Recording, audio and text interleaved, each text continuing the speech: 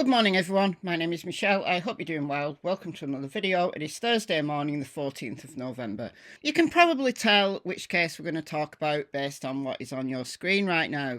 Yes, we are talking about the Delphi case yet again. I'm sorry that some people are getting bored with this, but I think it's important. This is pertaining to the conviction of Richard Allen and the possibility that the jury might have made the wrong call here. And we're talking yet again about Libby's phone data. Let's go. It's time for you guys to start being journalists. Before an angry Andrew Baldwin left the courthouse, 13 News overheard him speaking to Richard Allen's wife, saying, "It ain't over. The world's watching. The world sees what's going on."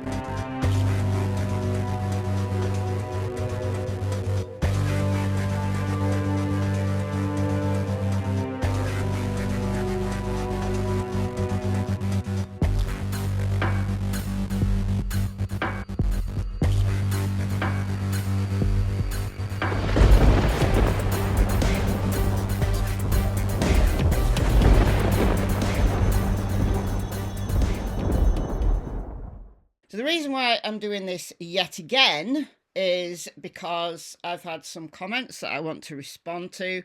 Now, I didn't take screenshots of them, but it's pretty similar, like people saying, well, Libby's phone data might not have been accurate, or Apple Health doesn't record accurate data, that kind of thing.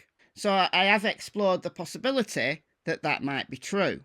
I mean, I've noticed myself as an iPhone user for many years that it's never 100% to the very meter or foot. If I walk the same walk 2 days running, it will give me slightly different measurements. Well, it might be because I took more steps on one day than another, or I meandered a little bit more one day or another. So I've never really been bothered whether the iPhone health app is accurate or not. It doesn't really matter to me until now.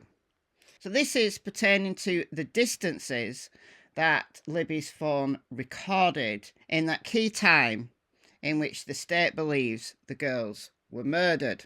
Because Richard Allen supposedly confessed. So this is where the state got their theory from as to what Richard Allen did to the girls. But the phone data from Libby's iPhone 6 does not confirm this confession. In fact, it leads us to believe that this confession is false, or he's had a false memory implanted, perhaps by his psychologist, Dr. Monica Waller, who was hanging around loads of Facebook groups and Reddit subs, could have easily implanted in Rick Allen's brain some details that aren't true. Rick might believe they are, because at the time she was doing all this implanting, allegedly, he was psychotic. So it's pretty easy to implant false memories into someone who is psychotic. So he says that he didn't go out with his parents for lunch, but instead drank 3 beers and followed the girls to the bridge. Okay. I messed with the gun. I guess that's when the bullet fell out. That's when I ordered the girls down the hill. Well, we know that the magic bullet was not on the south side of the bridge. We know that the magic bullet was found at the crime scene. So people have said, well, maybe he dropped 2 unspent rounds. Well, okay, maybe he did. All right. He saw a man or heard a van. We know it's van. And that's what scared him. He then forced the girls down the hill, across the creek, slashed their throats, covered their bodies with tree branches, and walked back to his car. So he ordered the girls down the hill, then he heard a van, then he forced the girls down the hill again, across the creek, slashed their throats. He ordered the girls down the hill twice. So, well, going down the hill twice actually does make sense. These are Libby's phone measurements from a Apple Health app. And people are saying, well, these are not accurate. We can't believe them. Okay, so let's assess just how inaccurate it might be. So there was around 700 metres from 1:31 when Libby picked up her phone to leave. So there would have been some meters, and a meter is around 39 inches.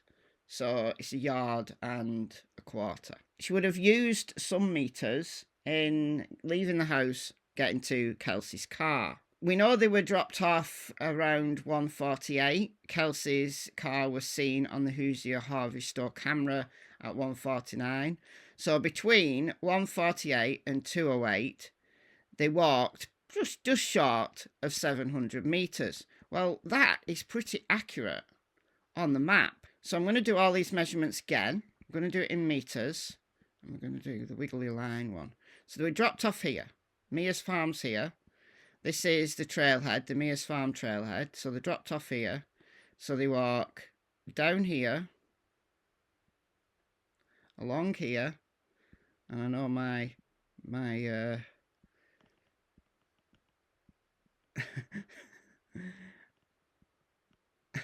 I know my hand is unsteady.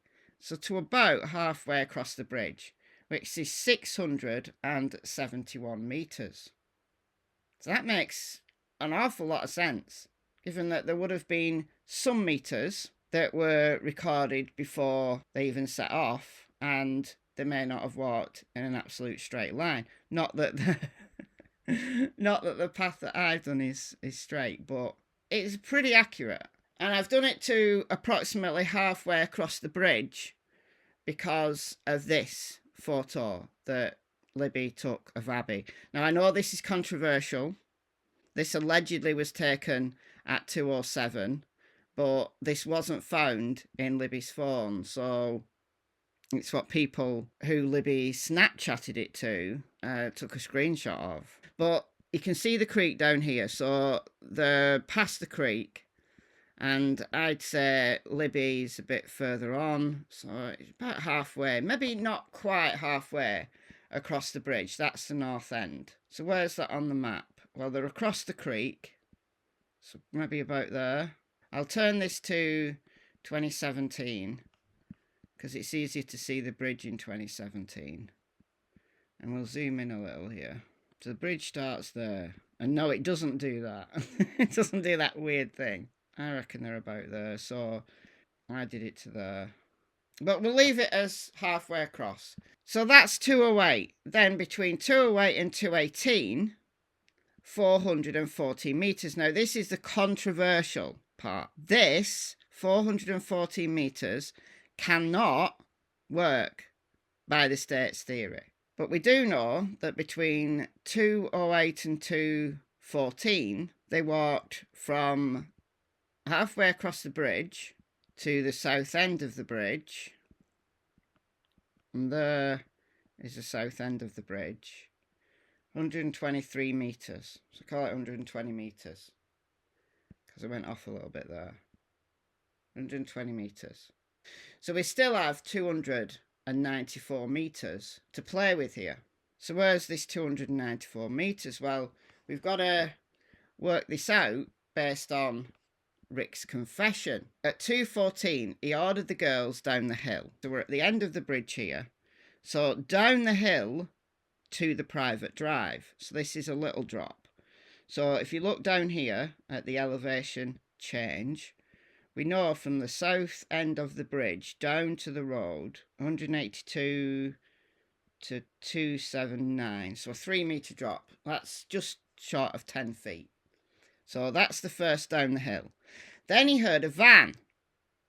So then he ordered them down the hill again. So apparently he was trying to rape them here because he was disturbed and he heard a van. He heard Brad Webber coming along. So he ordered the girls down the hill again. We're on this area here, down the hill again. So we go down this hill. This is steeper. And we don't know exactly where he might have ordered them down, but so we're here at 179 meters. We go down again. So that's quite a big drop down there. So we've gone 8 meters down and then across the creek to the crime scene, which is here. The pin there is the exact coordinates from the Ron Logan search warrant. But we've got 294 meters to factor in here. So the only way I can get this to go anywhere close to this is by going down the path of least resistance. So 214 were here. So down there, tries to rape them here. Okay, according to the confession. But here's the van, we go down the hill again, and then the path of least resistance will be going this way, because it's quite a shallow decline along here. And then there's virtually no elevation change. Once you get to the bank, across here, watch it, it's 168, 168, 168, 168, crossing diagonally. The claws were found about there. Right there.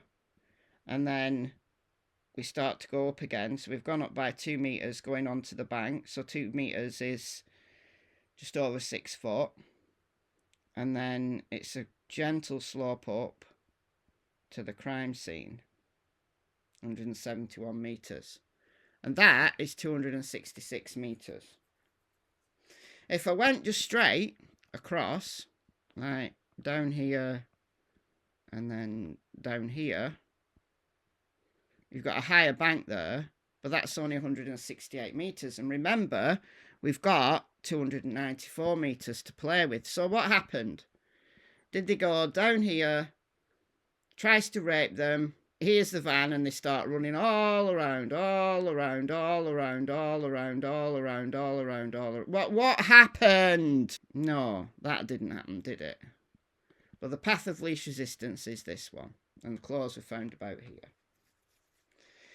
The problem is, the van didn't come until 2:27, according to Brad Webber, and his time card, his clocking out card, said he was in Lafayette still at 2:02. 20 to 25 minutes, that's on a good day, 2:27 to 2:30. But we're already 120 metres in to our 414 metres at 2:14. And that's when he ordered the girls down the first hill to the private drive. That's where he tried to rape them. But remember, we've still got 294 metres outstanding. Then we've got no movement between 2:18 and 2:25. Well, is that when he tried to rape them? But why did they walk 294 metres before he tried to rape them? And then at 2:27, the van comes along. So that's when he ordered them down the hill, steeper hill, from the private drive to the bottom of that hill, and then across the creek in only 50 metres. Is the Apple Health app really that inaccurate? That it's given them 294 metres before he tries to rape them, and then virtually nothing after he tries to rape them. Here's the van, and then they have to go all this way down here. There's no way they can go from here to here in 50 metres. So how inaccurate is Apple? I looked on Apple's community. So this is like a forum where people are asking questions. And you see an awful lot of people asking questions about the iPhone Health app. And the main problem is under-reporting. Why does the iPhone 13 Health app always under-report my walking distances by 20 to 30%? And 298 people said, me too! Me too! This is from 2022. Now, remember that Libby had an iPhone 6, and the Apple Health app has been, maybe under the hood they've changed things, but it kind of looks the same. What I'm going to do, right, because I've got an iPhone 6, I've got an iPhone XR, and I've got an iPhone 12. So what I'm going to do is I'm going to take all 3 iPhones out. I might do this tomorrow. I'm going to put them in exactly the same place on my person, and I'm going to see how different each one records, and I'm going to put Strava on, which uses GPS, so I can get an accurate measure from Strava, and then I'm going to compare how the Apple Health app compares to Strava, which is going to give me an accurate measure and across the different 3 iPhones. Does that make sense? But anyway, Scott says, after speaking with 3 different Apple Tech support representatives, we appear to have finally resolved the problem. Unfortunately, Apple's iPhone instructions tell you to simply carry iPhone with you to count steps. This is incomplete. Other more detailed instructions elsewhere instruct you to carry your phone close to your waist so it records your movements more accurately.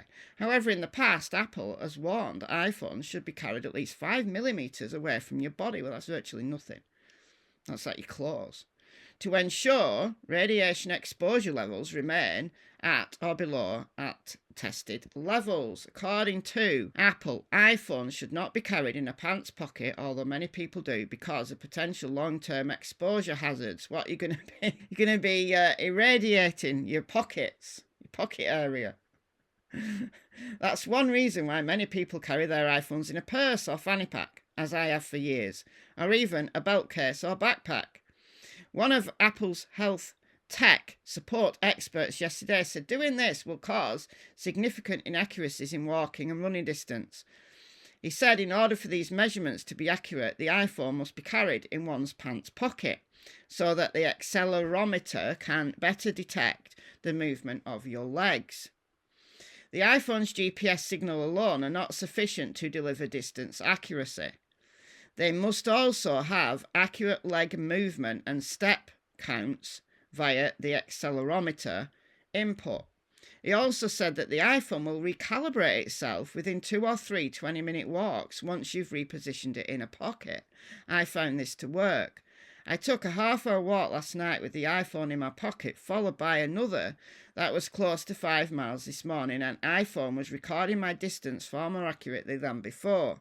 So unfortunately, mixed message from Apple, but at least the inaccurate distance measurements problem has been resolved. Okay, well, we know that Libby was holding her phone, at least for some of the walk, because she was taking photos and then she took the bridge guy video. So she's holding it. Right, but she's still moving, so it's still going to be recording movement. The further away you've got it from your body, it might underreport. Unless you're wildly swinging your arms about, and then it will be recording steps anyway. But once you put it in her pocket, and presumably she put it in her pocket when they were confronted by Bridge Guy, she must have put it in her back pants pocket, because remember, it didn't move again after 2:32 and 39 seconds, and it was found under Abby's body. So according to the state's theory, Abby had Libby's jeans on, and if the phone was in Libby's back pants pocket, that's how it ended up under Abby, because she was wearing Libby's jeans. So some things about the state's theory make sense, and then you just have these wildly problematic measures. What do you think to that? Or do you think that my alternate theory here makes more sense? Let me know what you think in the comments below, and I'll see you in the next video. Good girl.